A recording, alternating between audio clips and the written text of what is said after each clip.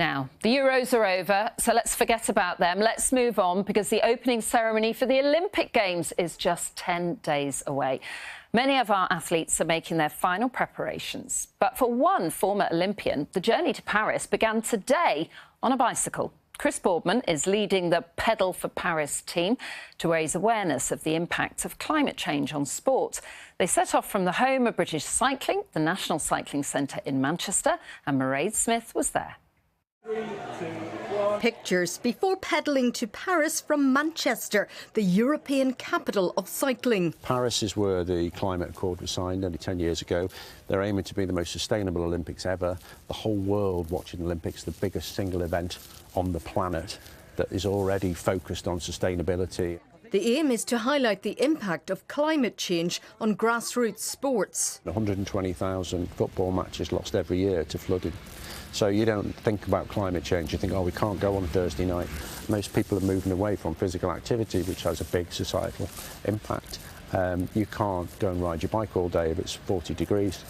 Former Commonwealth boxing champion Stacey Copeland is cycling the first stage to Buxton. We've discussed this many times as athletes of what we use, what we don't use, how much of everything that we use, and it is something that's really important to look at in terms of sustainability because there are better ways of doing it. So I think it's really important that the likes of Chris Boardman and this initiative are shining a light on it.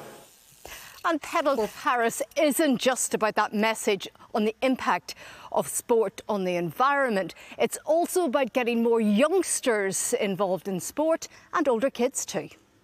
I wasn't able to do it before, but I managed and I became better at it. Mathilde, what have you made of this experience today? I first didn't know how to do it, but I never gave up and I kept trying.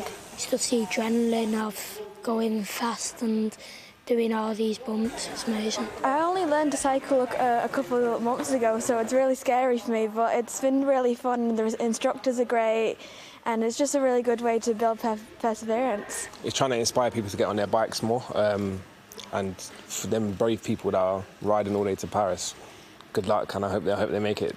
Are you going for gold in Paris? Oh, always. That's always the aim. It was the aim last time. I made a few mistakes, so I didn't get it last time. But yeah, this time it should be the one.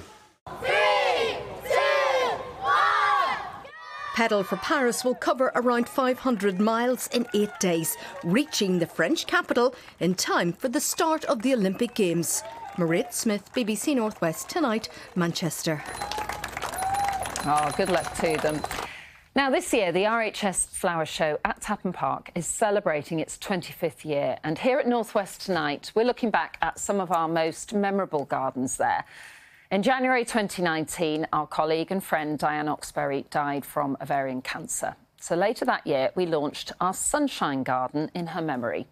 But it didn't end there. Much of the garden continues to flourish at a North West hospice, and I've been to see it.